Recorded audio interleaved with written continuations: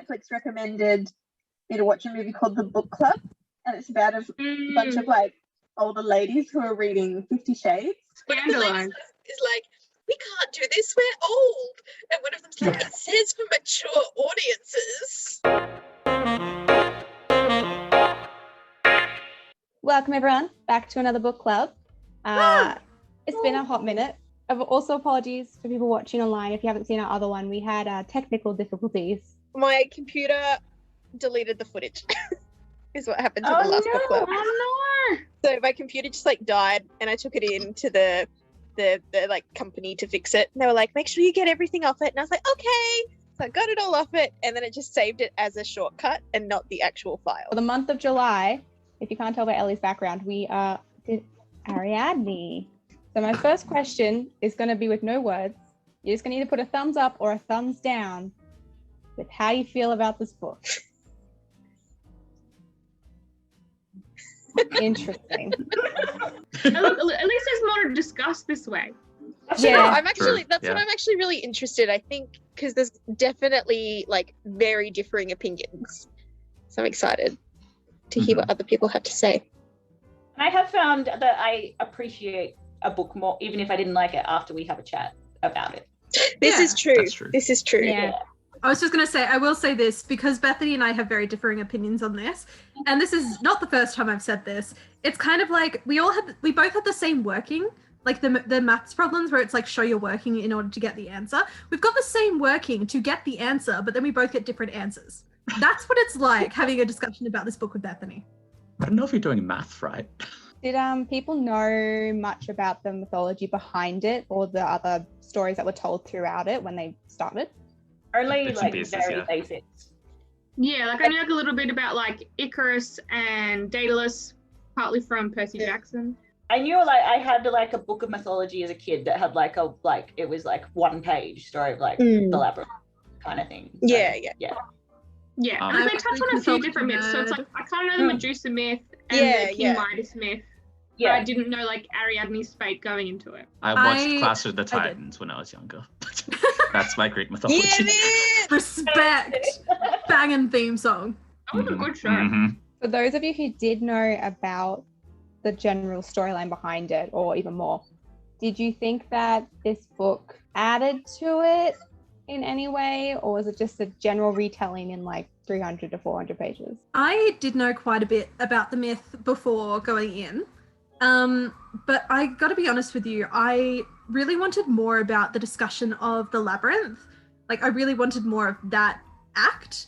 And I just felt like the entire second, third, fourth acts of the book were completely null because nothing was happening in any of it. I argue that's what makes it more powerful, because you think that's what we're going to go into, but then it ends up being more about character. But I do get that it's like for plot, that's something so cool that you could have dipped into. But I think this is kind of like, more like a literary that's kind of how the book was character thing. sold.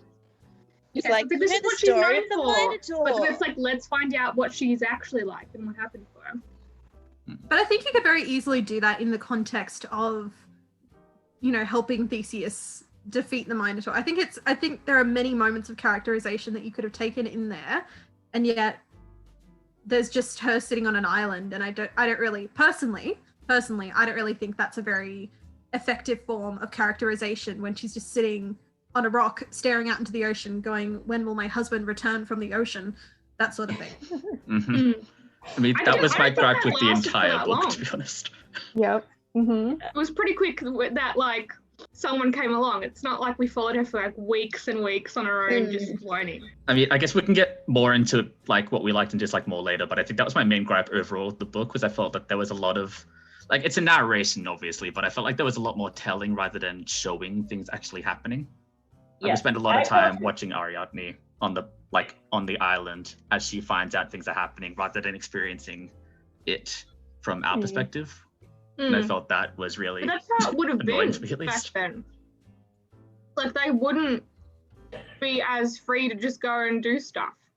And you would just kind of hear about things happening from afar. To be fair, like I think Ariadne as a character could definitely have more agency. But I guess that's also why we have the contrast with her and her sister. They both have very different attitudes and different lives. Which leads in nicely to the next question, which is, did you feel more drawn to one sister than more than the other? Absolutely, yes.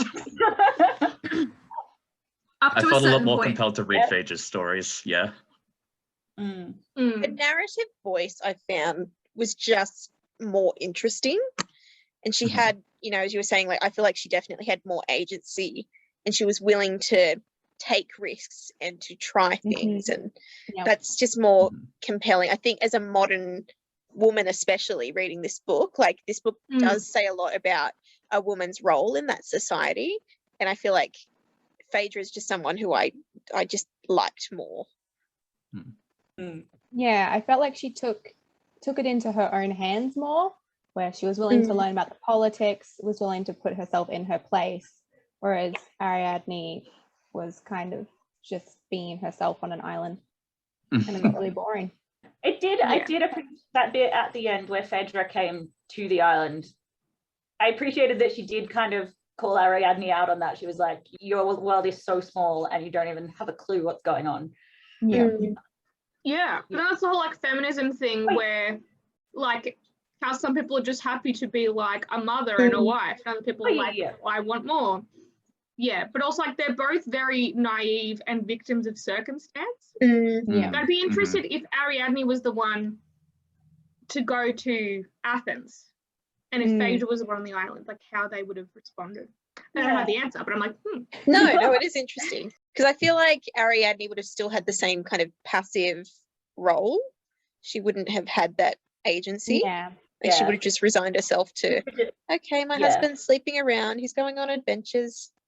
That sucks. But I live in a castle now. Woo. It did kind of get to that point, especially towards the end when she was like, oh, well, I guess my husband's just like every other man. Wait, Phaedra just or like every Ariadne? other They god, both have not that. every other man. As sad as it was, I really loved seeing the like descent of Dionysus in this. I think he was my favorite He's still character. human, Actually. he's still humble, and then we just see him like total asshole. Just god. lose the plot. He's Yeah. not like other gods, I swear. I thought it was really interesting though, like how he was talking about how, like, as a god, you have no fundamental knowledge of what love is because there's a constant state of impermanence because everything dies, everything moves on, and you still exist. He liked humans for that reason because they didn't have that ever going on and on, that immortality, that it was temporary. But then in the end, he was like, well, that's why I don't love you, because you're just going to die anyway, and it sucks. I did feel that like, given that he is immortal, his change of character seems to happen very quick for him. Yeah. For his lifespan to all of a sudden, like, I don't know how long he would have been alive at this point. I don't remember, but I don't know. I feel like even, it's got to be like, such a small it's only portion been, of his like, life. maybe The power 2 years, just got to 30 him years. because before it was just like, I'm the god, just worship me whoever you want. And now he started to make a bit more ritualistic. And yes, I must have more power. I want to be yeah. He became less chill. And maybe also like, I don't know if he'd had children and like a wife before, but Yeah, I don't know. maybe he's like, okay, done the human stuff. What's next? It's boring now. The next part I wanted to talk about was the portrayal of women and specifically motherhood, because we had 3 mother figures throughout the story, which were all portrayed a little differently. And I wanted to hear your thoughts on that one, because I know Elly specifically has a standpoint on this one for Phaedra.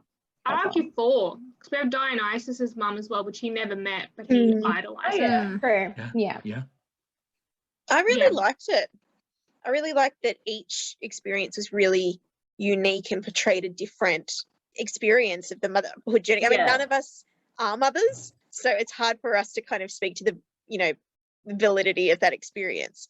But I loved that we had like traumatic experiences. We had the, you know, adoring, loving mother in Ariadne. Like, I loved that diversity. And in Phaedra, how she was just like, this isn't my identity and I don't want it to be everything of who I am. Like, I loved how each woman's story was compelling in a different way. Yeah, I really like that Phaedra's postnatal depression was written out, because that's not like a common thing that I found in books. Most of the time it's more like Ariadne, where she's like, this is the dream, I love my children, whereas it's a pretty common thing to have. And so it was really nice to see Phaedra's standpoint on that. And when it was contrasted so heavily when she went to go visit her, like looks at Ariadne's like carrying a child, about how there's always a conflict about like how people, just different attitudes and perspectives. So it's like she can't just go, oh, I'm happy for her. She's like, that's not how I see it, so you shouldn't see it like that either. Look, I once again just stating what Bethany said before. I'm not a mother, and I don't plan to be for a while, like a good while.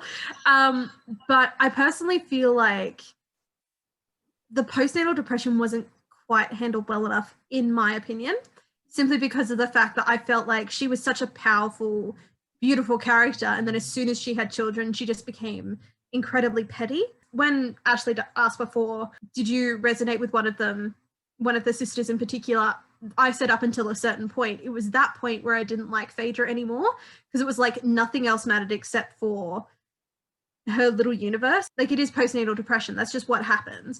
But I feel like it could have been handled a little bit better, because her entire character just completely went out the window for me. I felt like that was the point. But that was the only thing I liked about the book. A woman's role within this society is to be a baby breeding machine, is to ensure that next generation, especially her as a royal member of society, her job is to ensure that the royal line is prolonged. And so for that to become her entire identity is completely adverse to all of her motivations up till this point. So I think that makes sense. But I'd argue, like, once she became a mother, like Theseus was off having his adventures, and she was stuck playing politics while he was off having a good time. But that was something that she really flourished in and found a lot of a passion with, and then all of a sudden, as soon as she had kids, that just completely vanished. I think that's because other people wrote her off. They're like, yeah, you go look after your kids. This isn't your place. The thing. I think they sort of probably were happy to indulge her in the politics stuff while she didn't have other proper responsibilities. Yeah. On a lighter note, I love that she like founded the Olympics. Yeah, that was cool. Sick. I didn't pick up on that at first. And I was like, hang on, wait, huh? Well, this is oddly relevant all of a sudden. Yeah. Also, Pasiphae, she reminds me of Katniss's mum from Hunger Games. Yeah, I get that.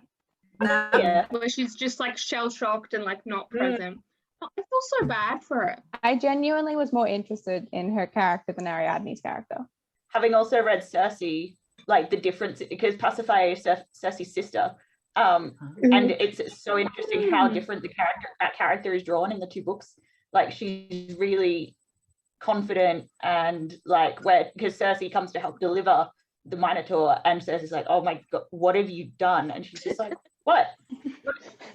You judging me for this? Like, and yeah, so I was like, oh, she's like not like that. Well, then to switch it, what did we think about the portrayal of men in this book? Because to me, I think they kind of are all one-sided, all the same kind of thing.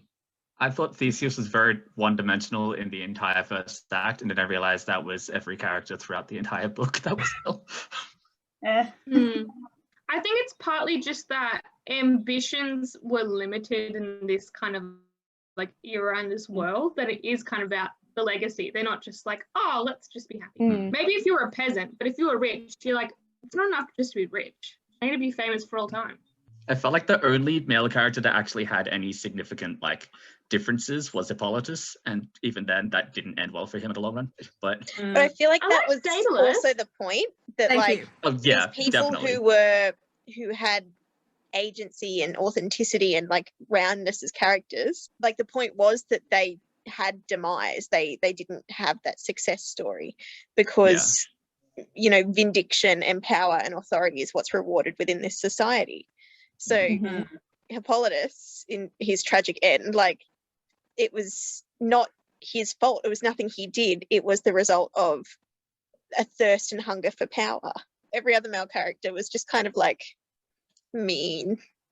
Just a piece of trash, really. Yeah. When I like was reading the guys and they would say any line, I kind of just paused and went, but why? Why was that necessary? Right? Like, it did also go on. Sorry. I was just going to say, the only thing that I didn't like about Daedalus's character, the only thing, like I felt like he was probably the most compelling character in the book for me. But the whole story of Ariadne, for me, and one of the reasons why I was really interested in it, was because she was the one who came up with the twine idea. And in this book, it was actually Daedalus who came up with it and then gave her the idea. I really didn't like that. I really didn't like that. Especially considering the fact that this is supposed to be like a feminist retelling. Yeah, it was a very unnecessary change, I feel like. Elly, can you expand on your idea of feminism, that this wasn't a feminist book? It was more misandrous than feminist. I felt like the only real thing that they had around it was that men are bad, men are bad, men are bad, women have to deal with it, that sort of thing. Like, it was really dealing with that whole negative side of feminism, of where women are the ones who have to suffer. But it didn't really, for me, didn't give a whole lot of women are strong, women are able to make their own decisions.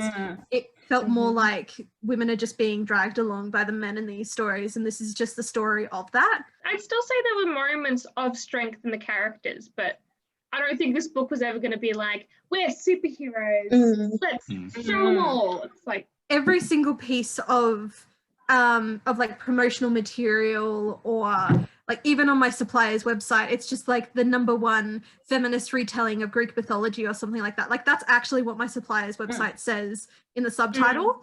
And that's what Goodreads says too. Yeah. Heavily So I was talking to my coworker Hannah, who actually read it before me, and she said to me that this isn't a feminist text. And I was like, oh, okay, well, I have to read it first to confirm.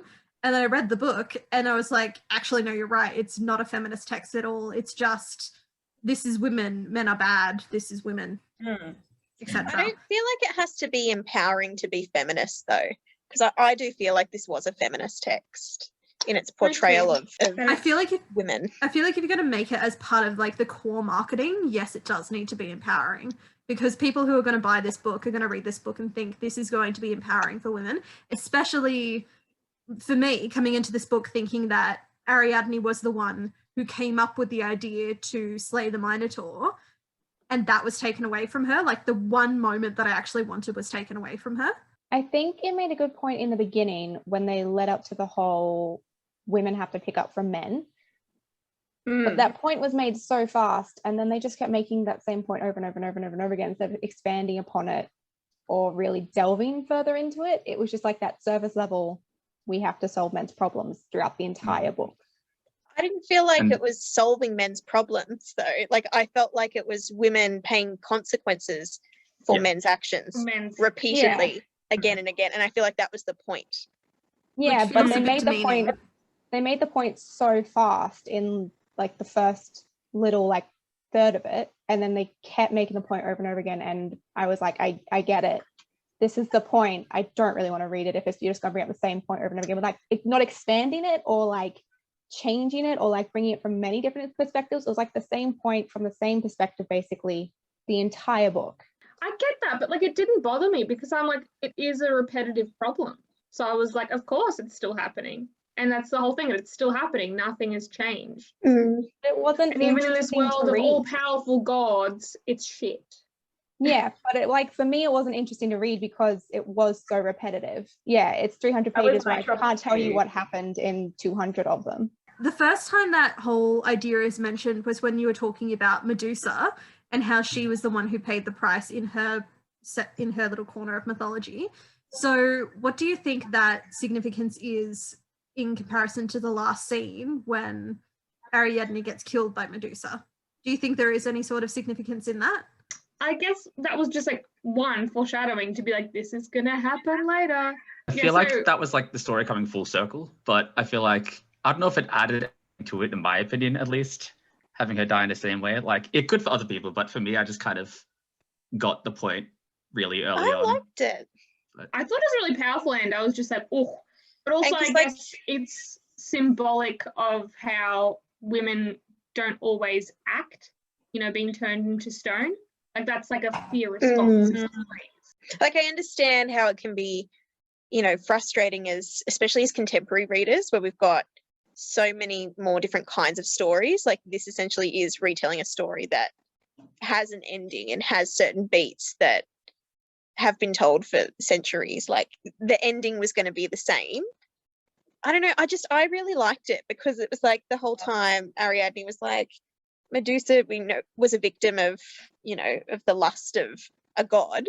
And then in the end, that was her demise too, which I don't know. I just thought it was really an interesting full circle arc. And yet again, it's the men using a victim to hurt someone else as well. So it's like double whammy. I don't think Ariadne necessarily was, like, I don't really think it was necessarily Dionysus's fault that she died, because she was the one who made the choice to leap forward and try to defend him, and therefore it was her own mistake that she owned up for. Just because she was angry at him, she wasn't I'd say a victim it was of his consequence. I wouldn't blame him. I'd say it's a bit of this. They can't pin it on one person. Was because as I was going, like, I was sort of looking up the actual mythology to see like how closely it was sort of sticking to it, and it would.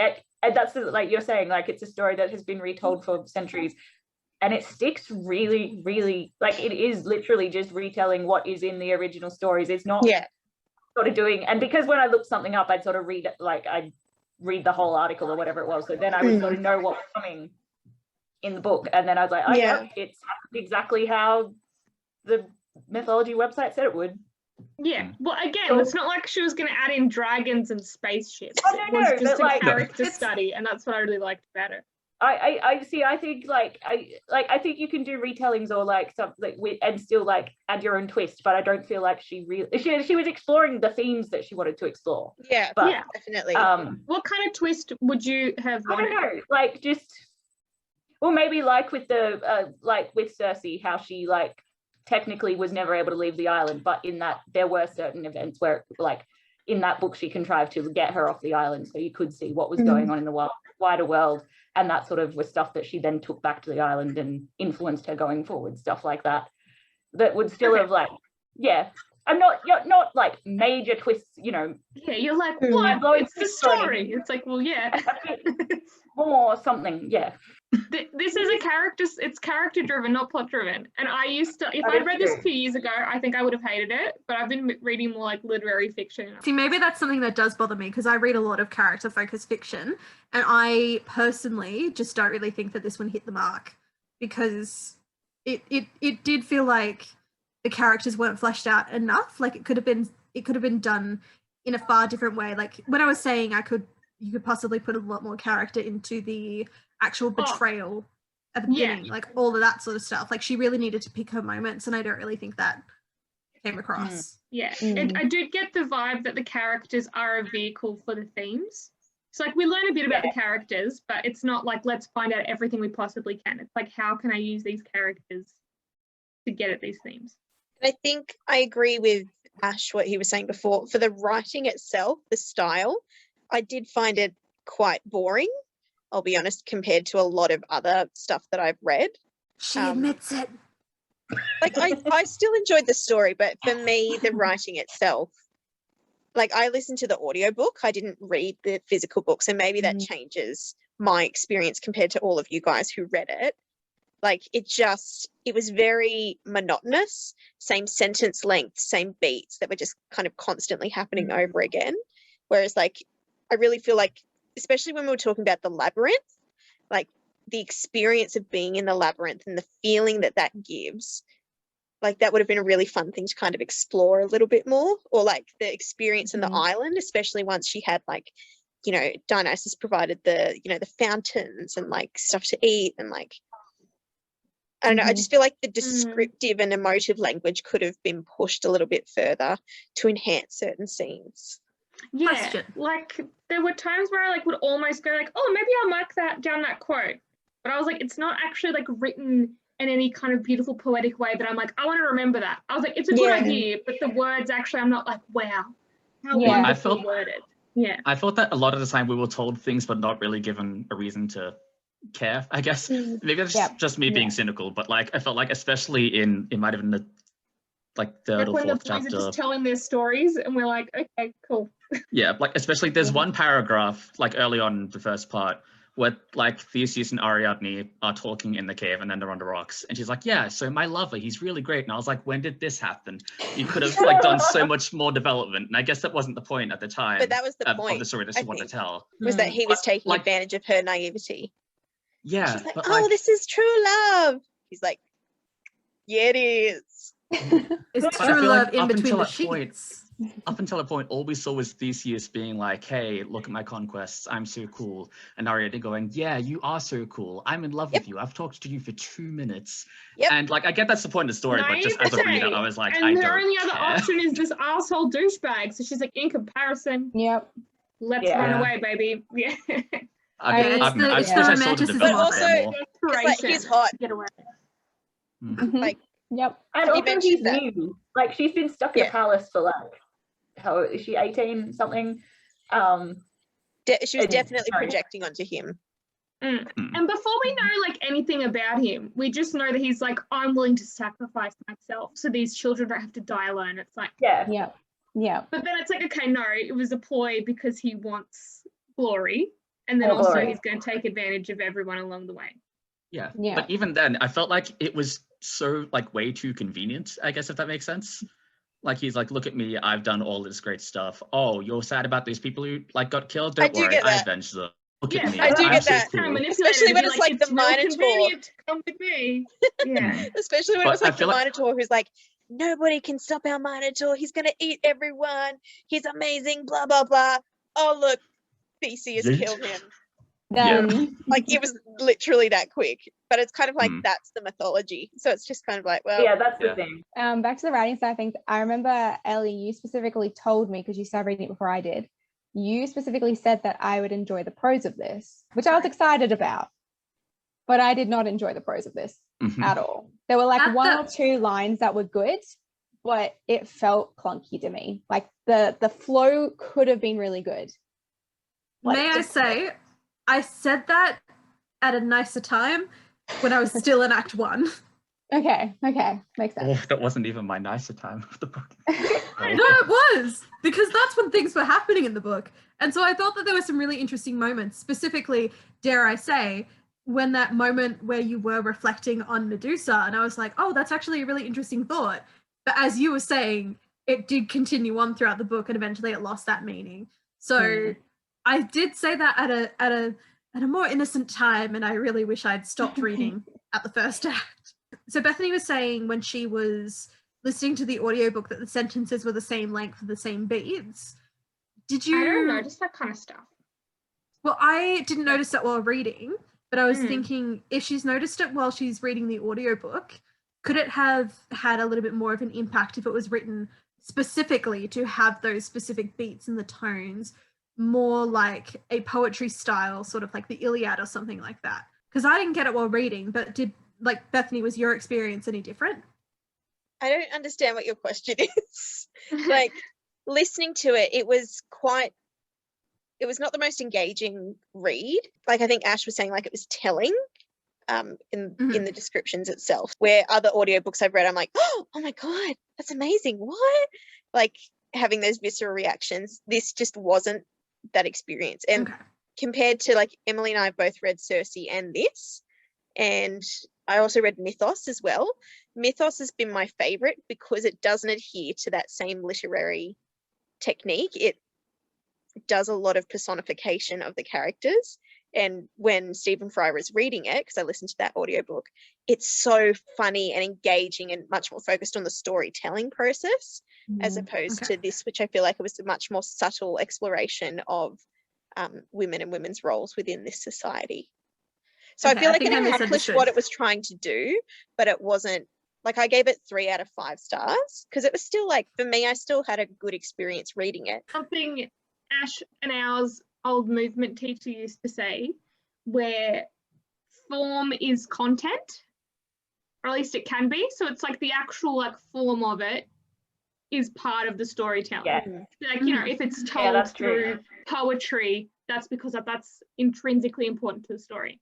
Mhm. I feel like there was a disconnect with that in this. Like, the writing wasn't adding to the story. It was just like tools to tell the story without actually flourishing. But maybe that was the author just going like, I don't want to go overkill on the writing because I just want it to speak for itself and the themes. I wish she did go overkill. I think that would have been more interesting. I think for a story like this, it kind of needs it because you are using that Greek mythology like obviously it is a Greek mythology story, so you would need to use Greek techniques. Like even if it was not necessarily from Ariadne or Phaedra's perspective, but if you did have a moment of like an introduction or an epilogue or something like that, where you did have sort of like that chorus speaking it. Well, that would have been Or even cool. if it was like the gods' perspective, like they talk and were described a lot more viscerally, I guess. Yeah. And then like the real cynical part of me is like, maybe it's just show how shallow the characters are, that it's just very straightforward writing. For this next bit, we're going to let the people who enjoyed the book, we're not going to get you guys to say anything yet, because I'm going to jump to the negatives first, and then we'll get the As you positives deserve. at the end. So we're going to go with things first we didn't like, and then we'll jump to things we did like, so we can leave it on a nicer note. But I'll start. I finished this book and felt absolutely nothing. It ended, and I went, oh, that was the end. And then just walked away. I do agree with that impression. sensation. I did have that I sensation. disagree. I finished it and I was like, shit, man. Whoa. Well, partly because I didn't know it was going to happen, but I was like, I didn't know it was going to happen either, but I just didn't think it paid off in the end. It didn't leave me any feeling. I felt more when Phaedra died than when that was died. Phaedra, I feel like Ariadne's death didn't really have that much of a lead up. That's why I was like, what do you think is the significance between talking about Medusa in the beginning and bringing it back to the front? Because I wanted to see if I could find some sort of significance in that. Honestly, that's why I asked. But with Phaedra, it felt a lot more malicious, and I found that very interesting. Yeah, the ending felt really rushed. I felt like there was 200 pages when like nothing was happening. I can't remember pretty much what happened after Act 1. And then suddenly the ending was happening, and I felt like we had to rush through it because we didn't have enough time for it or something. There was a lot of stuff that happened in the last 30 pages, but it could have been described so much more. Like, I wanted a little bit more conversation between her and Dionysus specifically, because he was, like, there was a good conversation between them, but it felt like it just wasn't enough. I pretty much gave up after Phaedra died, to be honest. I feel like that was the emotional, like, kind of peak in the book for me, where I was like, okay, I'm actually feeling something kind of happening here. And, like, it sucked, and but, like, it happened. But after that, I realized what was going to happen next was, Dionysus is already going crazy. We've already seen this happening. It's already going to happen. And then Ariadne is going to pay for the consequences, because that's what's happened throughout the entire the book so far. But I think I watched part of the Phaedra. tragedy. It's like she knows what's going to happen, but like still lets it happen, I guess, like doesn't remove herself. Yeah, and I guess, I don't know, maybe it was just kind my of set cynical themselves brain. up for disaster, but it's like, have they set themselves up for disaster, or is the world just designed for disaster for women? Wish her character regression had more to it, I guess, or a purpose. Like, we saw, obviously, she's bummed out because she doesn't like her children because they physically and obviously resemble the man that she hates, who's currently her husband, obviously. But she went from this, like, bright person who wanted to make a change to the world, who was angry with the world, and rightfully so, to falling in love with her stepson, who's obviously chaste and doesn't want to be with anyone ever, and thinking that's a brilliant idea. And then when it doesn't go well, because, oh, what a surprise, it wasn't going to go well, she goes, guess I'll die. I just wish there was more to it. It felt like such a, like, numb ending for her. I don't like condone anything she does, but I can understand where she's coming from. Because I kind of liked like everything that happened. I was like, yeah, that checks out. Like, it was still like, it was gross, don't get me wrong, like, don't fall in love with your stepchild, that's don't do that. But it made so much sense for this woman who had known nothing but pain and misery and angst to finally have, especially as like a straight woman, to have a man show her kindness and respect. To me, that only made complete sense that she would feel something for that person. I kind of wish that there was like an extra scene displaying that, instead of just being like, oh, he's not like my husband, so therefore I'm in love with him now.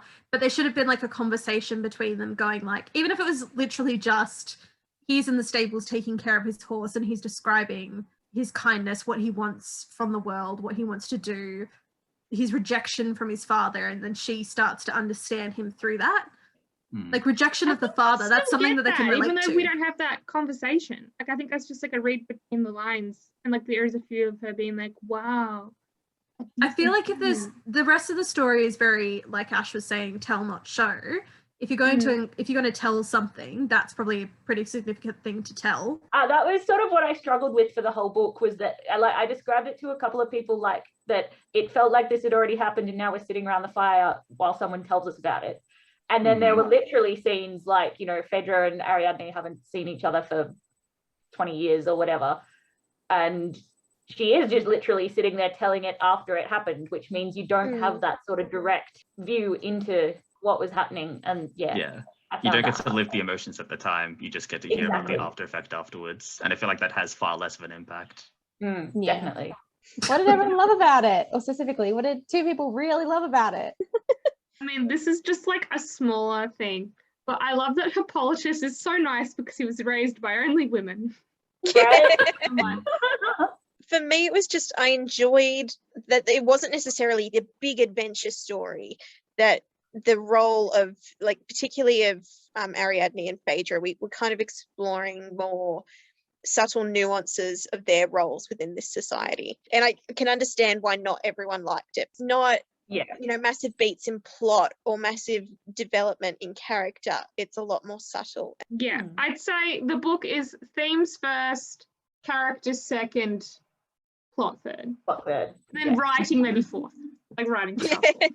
Yeah, I like that it was kind of like slice of life, ancient Greece, and then the themes. Like just like following them and like their thoughts and their feelings. So what I'm basically trying to understand is why it left an impact for you guys.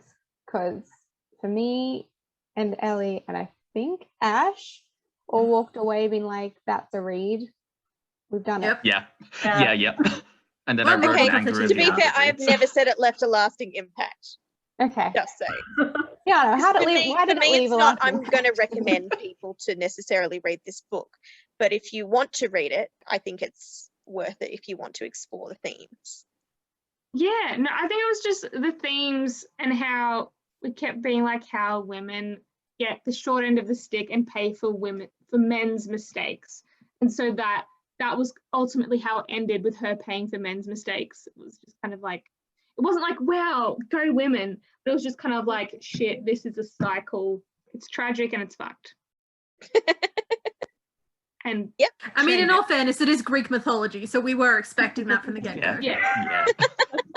Well, you never know, because I might have tried to twist the ending to be like, and they all lived happily ever after, and all the men decided to be lovely. I think that was part of the thing too. Like, I know we keep saying that like men are bad, men do this, men do that, but I think part of what I liked about it was that even our main characters weren't particularly likable. Like, it really was that slice of life. They were not heroes, they were not villains, they were just people. And they didn't really get much smarter either.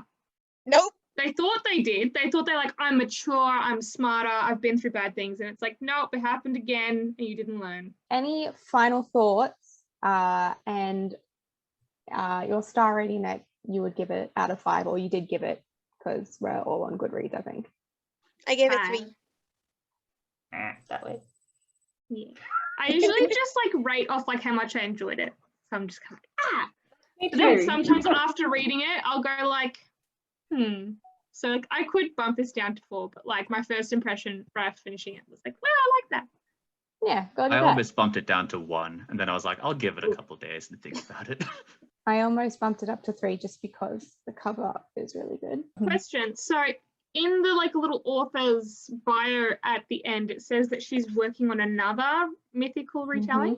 Yes, she's working on... Would you give it a shot, or would you just be like, hands down, no? Or would it depend what the retelling's of?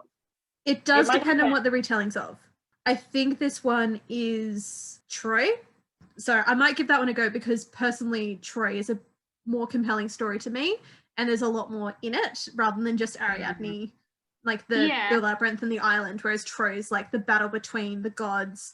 One of the things that I really loved about the Night Circus is that there were so many characters in it, and he had a lot of perspective with each of these characters. And considering the fact that there are multiple characters described in the blurb of that book, I'm really hoping they have split perspective and not just in like an Ariadne and Phaedra sort of way. I want multiple perspectives of the story. That's what I'm expecting. Yeah, but also like Troy's been like retold so many times that I'm like, I hope she does something really good with it. Because like I think I would have a similar reaction to you guys if it was Troy, just Troy. I'd be like, well, I know this story, do something. Yeah. Or tell me about a different character I wouldn't have thought of. I was going to say, if she's maybe going to go from like Helen's perspective or something. I'm probably going. I would skip it, the next one, because I have so many books to read that I don't have time to give a second chance at the moment. I feel that. I just bought Cersei like after finishing Act 1 of Ariadne because I told Emily, I was like, maybe I'll enjoy this one more instead. I think you will. You know, that's going to be the case. It would be like, oh, maybe I'll enjoy this one. Maybe I'll enjoy this one. Maybe I'll enjoy this one. Until then you would have finished all of them and it's like, oh. Look, I also bought Immortals Phoenix Rising, so at least I'll have a fun video again to play in Greek mythology, if anything. Hell yeah. That's nice. Awesome. Well, I'm going to pass it off to Elly now because she knows what we're doing next. Similar to what we did with Lifeline, I've decided to choose a game for next month's book club. So if you'd like to join us next month, Emily is available on Steam for free right now. Thank you guys for joining us today. Thank you for the conversation. I like hearing both sides of an opinion. I find it more interesting. Hopefully we'll see you again next month. For people who are watching, don't forget to like and subscribe. If you want to follow us on Instagram, Facebook, do that, because on Tuesdays, I am running a story on Instagram, Facebook stories, which is a sci-fi YA story where people get to choose what happens. And then on Thursdays, Elly is running a pocket D&D where she runs a little post about what your adventurer is doing, and you guys get to decide how your adventurer is going to explore this D&D world. There's also memes on Monday. So there is memes on Monday. That's the most important. You're welcome. Quality memes. Awesome. But yeah, thank you everyone for coming, and we'll see you guys next time. Gotcha. Bye. Bye.